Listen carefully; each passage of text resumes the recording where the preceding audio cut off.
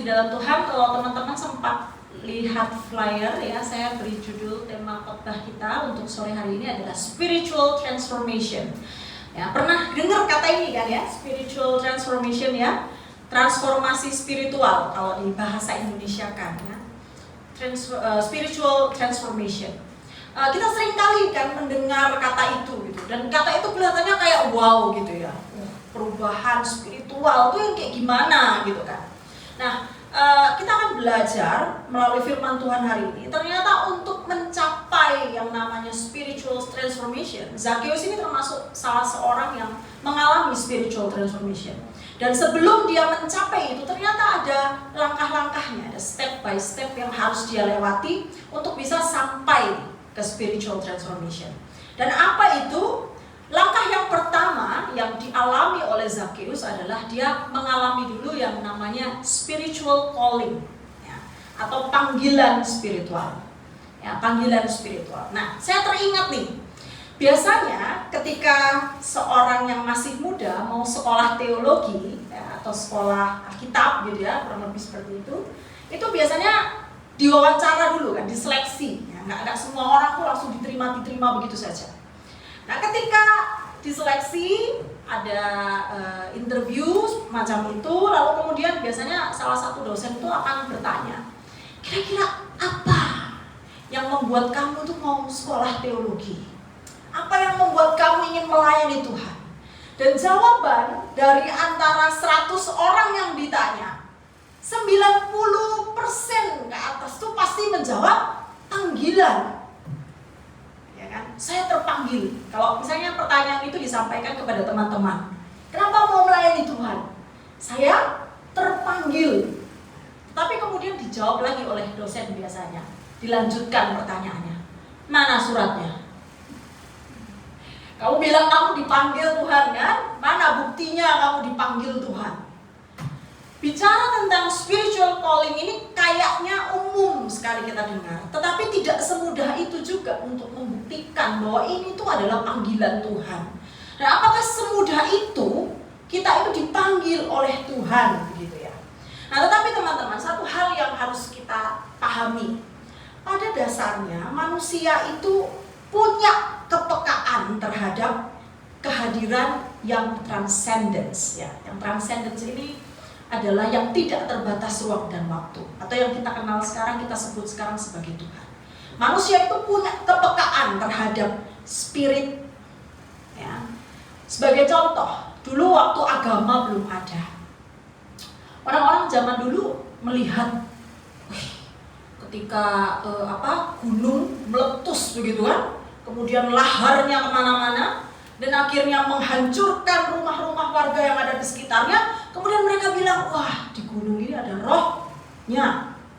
Karena gunung ini punya kekuatan, dia bisa menghancurkan. Mereka berpikir bahwa ada sesuatu yang lebih besar gitu ya, di luar dirinya, yang kemudian membuat menguasai kehidupan itu.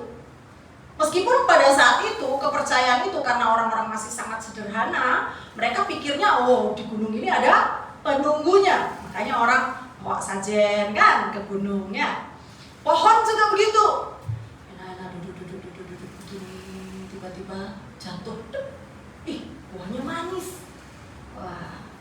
Jadi kalau buahnya manis, berarti lagi senang nih rohnya. Kalau buahnya kecut, nggak enak, lagi marah rohnya. Tapi ya itu kepekaan yang sederhana yang sebenarnya ini mau menggambarkan bahwa manusia itu pada dasarnya ada kepekaan ya terhadap hal-hal yang sifatnya spiritual. Gitu. Meskipun banyak juga jadi salah arti gitu. Karena belum mengenal waktu itu. Nah, tetapi ketika agama berkembang, ketika perenungan manusia terhadap keberadaan yang transcendence tadi ya, yang tidak terbatas ruang dan waktu, tentang roh tadi itu ya, itu mulai berkembang. Kemudian akhirnya kita mengenal, bukan roh yang di gunung, bukan roh yang di pohon, memang dunia ini dan segala isinya itu ada yang create gitu, ada yang ciptakan, dan itu adalah Tuhan. Jadi manusia pada dasarnya itu punya kepekaan terhadap hal-hal yang supranatural di luar dirinya, dan kemudian roh itu memanggil kita datang kepada Dia, untuk kemudian kita memuji Dia, menyembah Dia, melayani Dia. Karena kita memang benar-benar merasakan kuasanya gitu ya. Jadi sekali lagi, memang berbicara tentang panggilan Tuhan itu tidak sederhana, tetapi Anda harus yakin dan percaya setiap orang pada dasarnya punya panggilannya masing-masing. Hanya mencari di mana panggilan saya itu adalah tugas kita untuk lebih peka lagi gitu ya. Nah, inilah yang juga terjadi sebenarnya kepada si Zakheus ini. Nah, Zakheus dia mengalami yang namanya spiritual calling tadi. Ketika dia mendengar, ketika dia mengetahui, oh Yesus sudah masuk nih ke kota Yeriko gitu kan. Dan dia sudah mungkin juga sadar siapa Yesus ini karena Yesus begitu populer, sangat terkenal, sangat famous pada saat itu. Ya, sehingga membuat dia penasaran dan sampai dia melakukan hal-hal yang sebenarnya nggak masuk akal.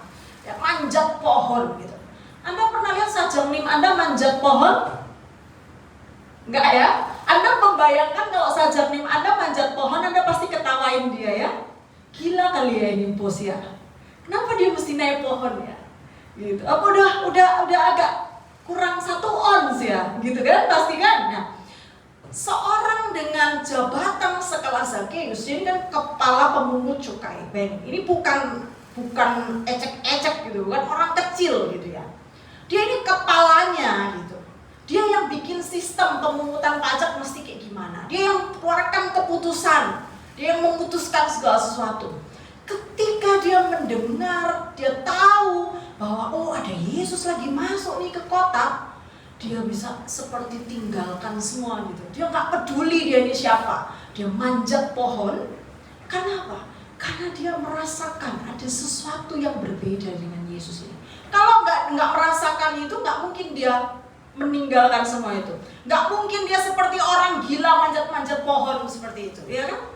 Nggak mungkin sajam-nim kita akan melakukan hal-hal yang konyol dan bodoh seperti itu. Nggak mungkin dekan kita akan melakukan hal-hal yang konyol kalau nggak memang orang ini pasti ada sesuatu dan dia memang terpanggil gitu untuk merespon gitu ya. Nah, sehingga kalau kita lihat memang tidak mungkin, tetapi itu bisa terjadi. Makanya saya katakan spiritual calling ini bisa terjadi kepada siapa saja. Cuma bentuknya itu bisa macam-macam. Gitu. Makanya jangan heran ya kalau teman-teman pernah dengar kesaksian ada seorang penipu bertobat, ya, dipanggil Tuhan kan, nah, kemudian jadi penginjil. Ada orang yang dulunya suka dugem, tahu dugem? Ya, ajib, ya, dunia gemerlap, gitu ya. Yang suka dugem gitu kan, suka narkoba, suka free sex, itu kemudian terpanggil melayani gitu. Ada yang orang dulunya teroris, ya, dia suka bunuh orang Kristen, tiba-tiba sekarang dia jadi Kristen. Dia melayani Tuhan, malah siap mati untuk Tuhan. Nah, ada orang yang dulunya koruptor, tiba-tiba terpanggil berubah, malah dia hidup sangat sederhana, hartanya dia sumbangkan semua. Itu bisa terjadi kepada siapapun. Jadi jangan Anda berpikir atau mempersempit bahwa oh yang dipanggil Tuhan, yang punya spiritual calling itu hanyalah hamba Tuhan seperti Pendeta Febri. Ya.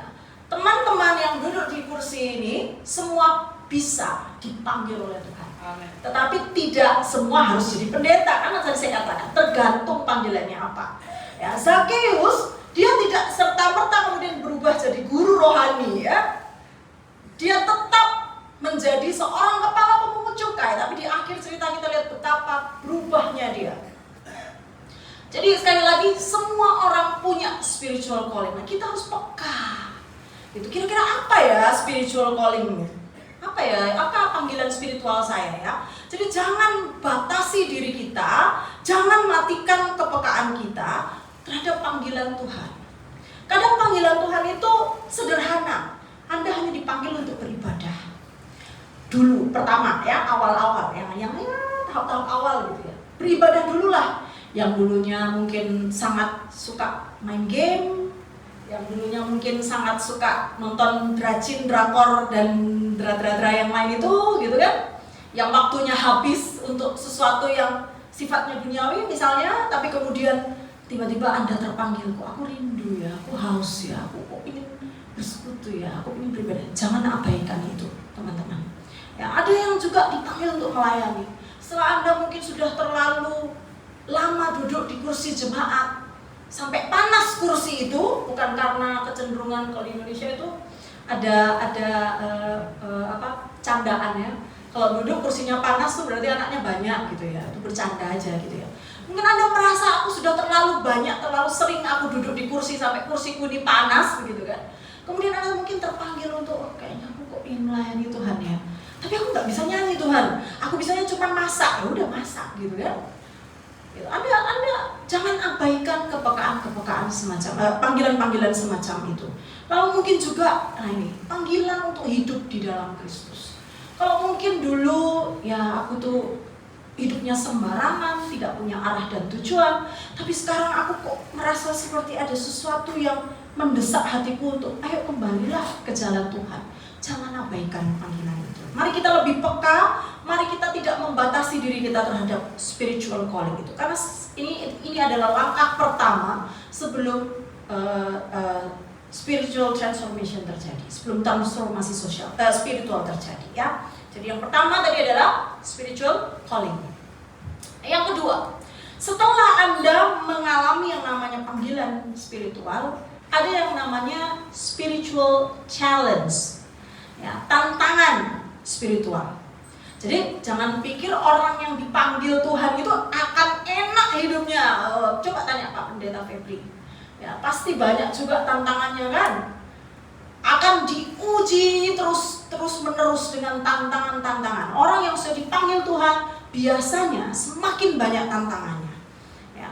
Dan di dalam contoh ini, di dalam bacaan kita, Sakeus itu punya dua tantangan, dua hambatan. Yang pertama dari internal dirinya.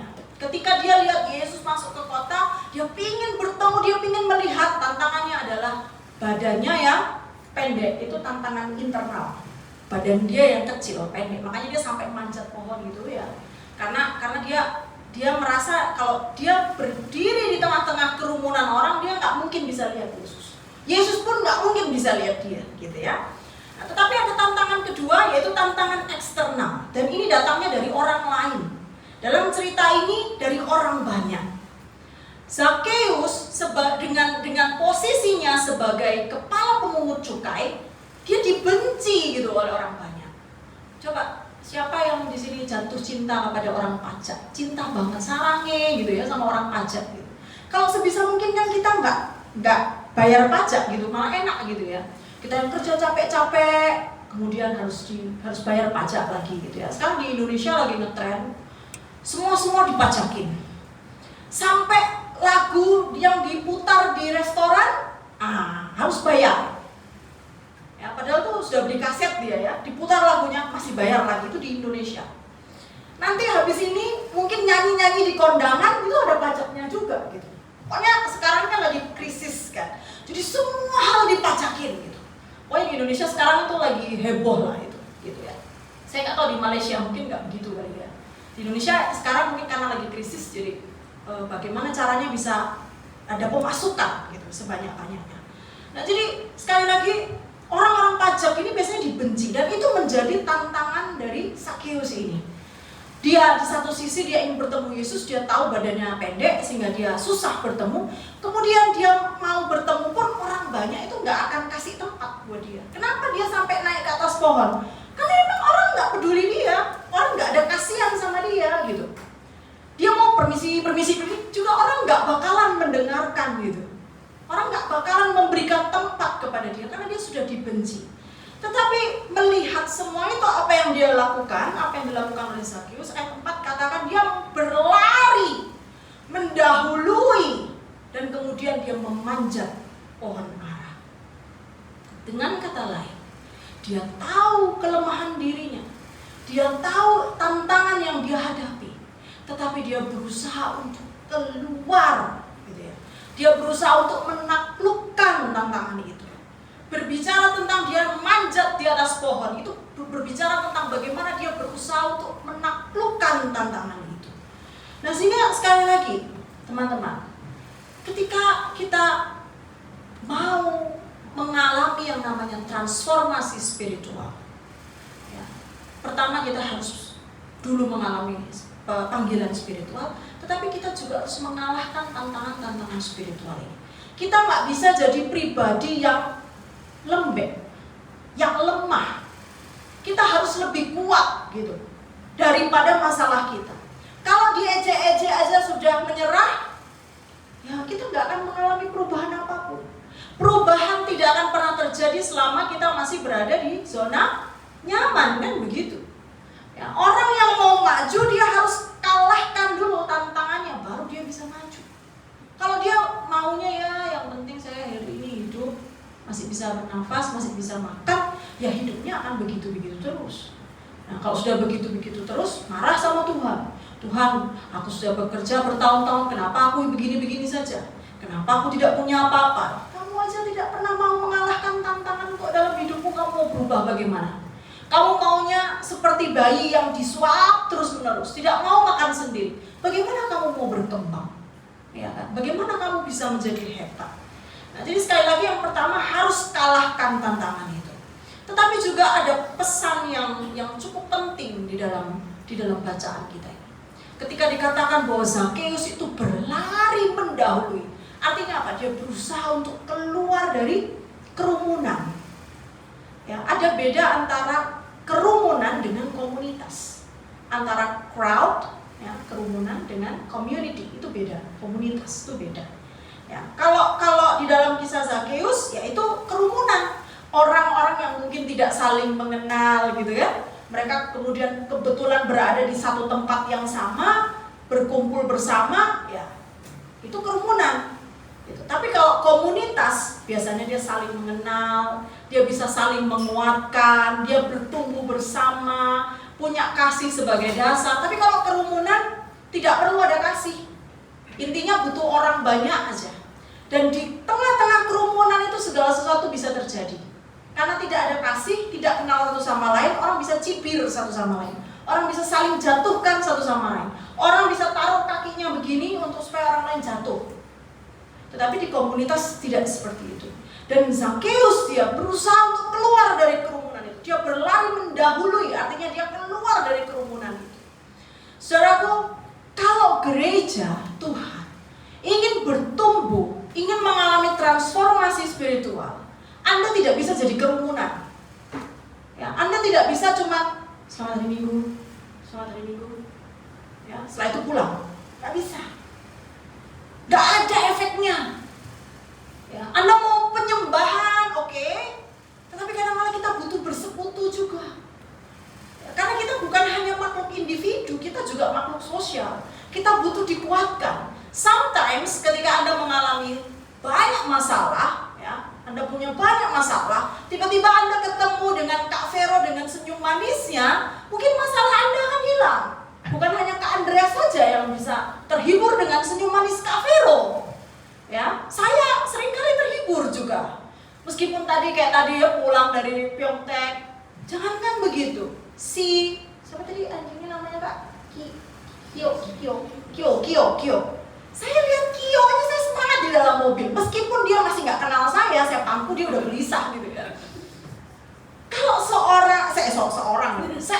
anjing saja kadang-kala bisa bikin spirit kita ini berubah ya. Kita bisa lebih happy gitu kan. Apalagi ya ampun, teman kita di sebelah kanan dan kiri Anda yang kalau coba lihat senyumnya manis sekali meskipun giginya nggak rata ya kan. Anda bisa rasakan gitu. Ya, Anda bisa alami gitu. Ya, jadi sekali lagi Anda harus keluar dari kerumunan. Jangan berada dalam kerumunan dan jangan menciptakan kerumunan di dalam gereja. Ciptakan komunitas di mana Anda bisa saling topang, ya, sehingga senyum Anda jadi berharga, keberadaan Anda menjadi bernilai, orang lain dikuatkan, gitu ya. Dan ini yang dilakukan juga oleh Zakeus. Ketika dia lihat itu kerumunan, gak penting, dia berlari mendahului.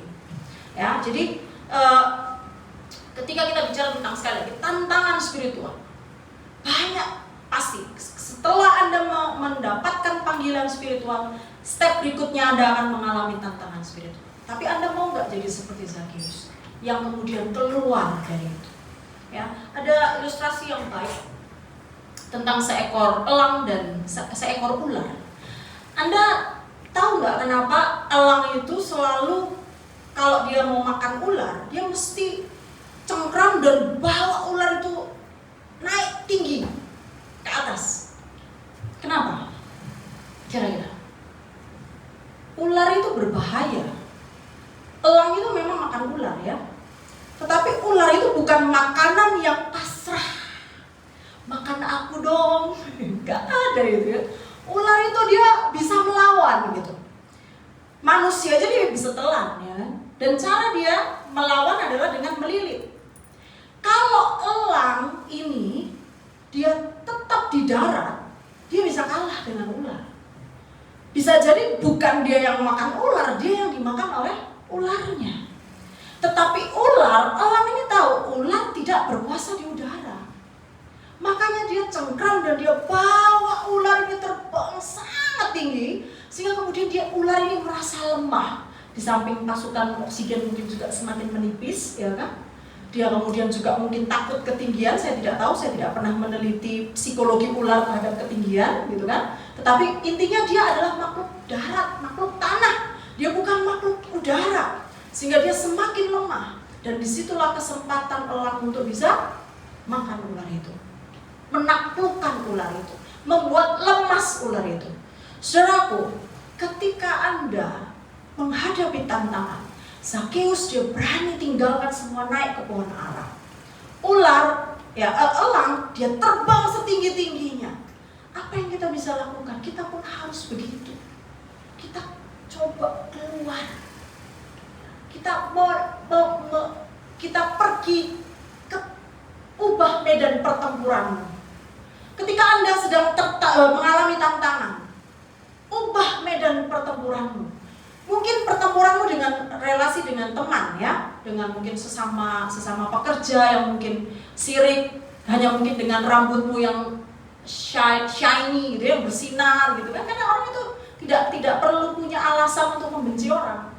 Kadang-kala hidungmu yang pesek aja bisa membuat orang itu jadi benci sama kamu. Padahal nggak salah hidung kita itu, ya. Lalu kemudian intinya orang tuh tidak perlu punya alasan untuk membenci orang lain. Jadi kadang-kadang kita tuh bertempur setiap hari, ditantang setiap hari dengan hal-hal yang sebenarnya nggak penting gitu. Tapi itu benar-benar menyebalkan, mengganggu, annoying gitu ya. Itu kita alami. Nah, tetapi sekali lagi, kalau elang dia bisa terbang, Zakeus dia manjat pohon ara. Anak Tuhan, ubah medan pertempuranmu.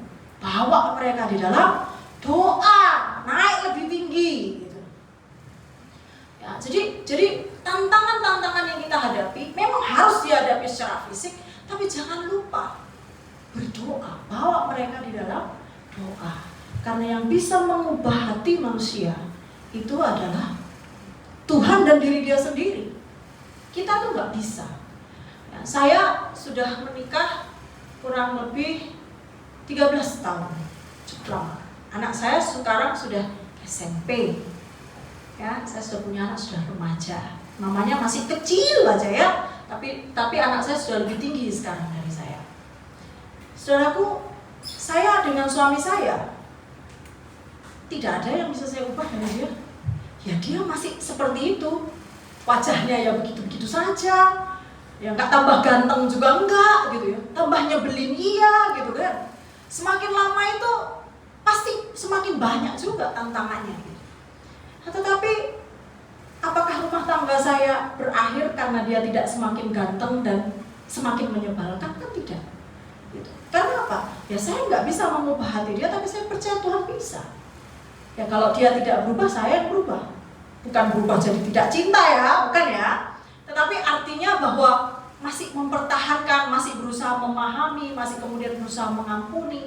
Dan bisa kuat karena apa? Karena doa, kan gitu. Ya, jadi kalau sekarang mungkin Anda dalam suatu hubungan, mungkin ada yang LDR, jarak jauh, itu tidak gampang juga. Atau mungkin saat ini Anda berpacaran, atau mungkin sudah ada yang menikah, ya, atau mungkin saat ini Anda mengalami relasi dengan teman-teman Anda yang mungkin orangnya sulit gitu ya, pribadi yang sulit gitu. Anda bawa saja dia di dalam doa. Jangan kemudian dilawan secara fisik, nanti Anda malah berantem dengan dia. Ya, yang terjadi KDRT kan begitu. Ya, yang terjadi adalah saling baku hantam satu dengan yang lain. Tapi kalau Anda bawa di dalam doa sambil pelan-pelan bicara gitu ya, saya percaya tidak ada hati yang terlalu keras gitu. Meskipun mungkin prosesnya lama, tapi jadikan itu sebagai tantangan spiritual kita. Nah, sehingga akan mengasah kita untuk semakin bertumbuh gitu ya. Itu yang kedua. Nah, setelah dua hal ini terjadi, baru transformasi spiritual bisa terjadi. Ketika Zakheus gitu kan, dia sudah mengalami spiritual calling, kemudian dia mengalami tantangan-tantangan, tetapi dia bisa mengalahkan tantangan itu. Nah, coba lihat apa yang terjadi. Yesus menyapa dia, ya, dan kemudian akhirnya dia berubah secara spiritual. Dari yang dulunya sangat cinta uang, ya kan, dia kan membuat sistem pajak yang memberatkan masyarakat. Dia banyak membuat orang menjadi susah dengan sistem-sistem yang dia buat itu. Karena apa? Karena dia sangat materialistis, dia sangat cinta uang. Tetapi ketika dia mengalami spiritual calling, kemudian dia bisa menaklukkan spiritual challenge, terjadi spiritual transformation, sekarang dia nggak suka uang lagi. Dia bilang apa di ayat yang ke-8? Aku akan bagi hartaku setengah. Siapa di sini yang mau kasih hartanya setengah? Ada? Ada? Uang saku saya kalau dikasih setengah jadi apa saya? Ya, uang saku saya di Korea ini kalau saya kasih setengah, garuk-garuk kepala juga saya ini ya. Nggak gampang loh teman-teman. Biasa megang, katakanlah ya, uang 3 juta won, tiba-tiba harus ke Indonesia menerima gaji 5 juta rupiah, kalau diwonkan sekitar 500.000 lah ya, gampang-gampang ya. 500.000 won. Dari biasa pegang 3 juta, tiba-tiba pegang 500.000. Gak gampang itu. Gak gampang. Gak semudah itu. Tapi dia bisa lakukan itu.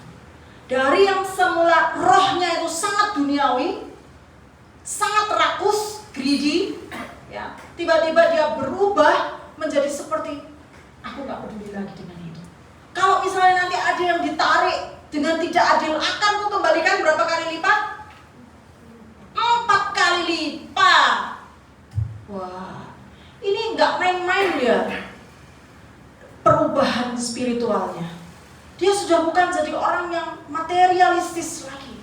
Sekarang dia mencari apa? Dia mencari apa yang baik, apa yang benar di mata Tuhan. Ya, karena apa? Dia sudah mengalami itu, panggilan itu. Dia sudah melihat Yesus dan dia tahu dia direspon oleh Yesus. Yesus benar-benar merespons dia. Ya. Yesus di dalam kerendahan hatinya sebagai guru, Yesus bilang, turunlah, ayo aku akan ke rumahmu. Tuhan kita itu adalah Tuhan yang menghargai seberapa kecil pun usaha kita. Saudaraku, kadang-kala kita itu selalu berharap gitu ya. Oh ya nantilah, tunggu ini, menunda. Ya, kita selalu menunda. Padahal Tuhan itu perubahan yang kecil saja kamu bisa buat. Ya. Bagi Tuhan itu sudah sangat berarti. Bagi Tuhan itu sudah sangat dihargai. Dan Yesus mengabaikan semua kerumunan, kata-kata kerumunan itu untuk kemudian memberi kesempatan khusus kepada Zakheus yang sudah mengalami banyak perubahan itu. Tuhan kita seperti itu. Ya, dan karena itu juga semakin semangatlah Zakheus ini kan, semakin berubahlah dia karena dia tahu bahwa dia direspons. Ketika dia menyadari, ketika dia peka terhadap panggilan Tuhan, ketika dia berusaha menaklukkan tantangan, dia tahu tidak ada yang sia-sia di mata Tuhan. Jadi kalau saat ini Anda banyak menangis, ya, Anda mengalami banyak peristiwa yang membuat Anda bersedih, Anda menaklukkan diri, Anda menyangkal diri, Anda menyalibkan diri Anda berkorban, mungkin untuk keluarga Anda, mungkin untuk teman Anda, mungkin untuk bos Anda, ya, untuk siapapun. yang mungkin bagi Anda sebenarnya mereka nggak layak. Tapi karena aku tahu ini baik, karena aku tahu ini disinilah aku dipanggil oleh Tuhan, karena disinilah Tuhan memanggilku untuk memberkati dia. Meskipun Anda merasakan begitu sakitnya, ya, meskipun Anda merasakan begitu beratnya, percaya, air mata Anda tidak pernah sia-sia. Tuhan tampung di kirbatnya. Tuhan ingat dan Tuhan hargai seberapa besar yang sudah Anda upayakan dan usahakan. Jadi jangan ragu, jangan pura-pura budek. Tahu budek? Tidak tahu. Deaf, tuli, ya, tuli. Jangan pura-pura tidak mendengar panggilan Tuhan. Jangan takut untuk kemudian bayar harga dengan kemudian mengalahkan tantangan-tantangan itu. Tapi kalau Anda mau melakukan itu, ingat Tuhan merespon Anda. Transformasi spiritual bisa terjadi. Anda bisa berubah. Ya, Anda bahkan mungkin dengan bangga melihat diri Anda. Ternyata aku menjadi manusia yang berguna. Ternyata aku menjadi manusia yang dipakai oleh Tuhan. Mungkin masa lalu kita begitu kelam, sehingga kita bertanya, Tuhan, aku ini masih layak enggak? Tidak ada kata terlambat. Ya. Yang manusia itu menghakimi selalu, tetapi Tuhan itu tidak pernah menutup pengampunannya. Asal kita mau datang, kita mau percaya, kita mau diubahkan oleh Tuhan. Jadi sekali lagi, saudaraku, saya melihat ICM Song ada sedikit perubahan. Beberapa saat yang lalu masih rame ya, teman-temannya banyak sekali. Kalau foto itu sampai bingung mau di mana. Untung saya itu hamba Tuhan, jadi saya ditaruh di tengah. Tapi Pak Febri kasihan karena laki-laki di belakang sampai cincin-cincin begini kalau foto ya. Saya bersyukur gitu ditaruh di depan jadi kelihatan gitu kan. Dulu sangat banyak gitu. Kalau sekarang kita foto mungkin sudah tidak se-crowded kemarin ya. Tapi Anda percaya nggak? Ini juga salah satu proses Tuhan gitu ya. Suatu saat nanti akan kembali ke Nuh, amin.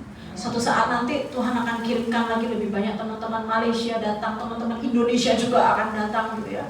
Untuk kemudian kita bisa beribadah bersama, berbakti bersama. Nah saat ini teman-teman kita juga, hari ini kan hari khusus tanggal 17 Agustus. Indonesia merdeka. Malaysia saya tahu, 31 kan? Ya. Bulan yang sama kan?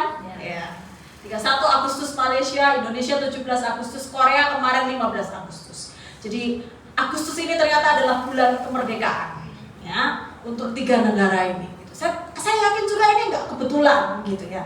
Nah kita percaya juga gitu bahwa di dalam Kristus orang-orang yang sudah mengalami transformasi spiritual akan mengalami kemerdekaan yang sejati. Amin. Karena dia sudah tidak terikat lagi kepada hal-hal dunia. Karena dia sudah bisa pergi lebih tinggi. Ya, dia bisa terbang lebih tinggi. Dia bahkan bisa melihat masalah itu, dia bisa tertawa bahkan terhadap masalah-masalah yang dihadapi. Ya, karena apa? Tuhan sudah memerdekakan. Jadi mari dengan semangat kemerdekaan ini gitu ya, mari bersama-sama kita membawa diri kita untuk lebih dekat lagi dengan Tuhan. Peka terhadap panggilan Tuhan. Taklukkan tantangan-tantangan yang ada. Kemudian spiritual kita akan diubahkan dan kita akan berdampak kepada sesama kita.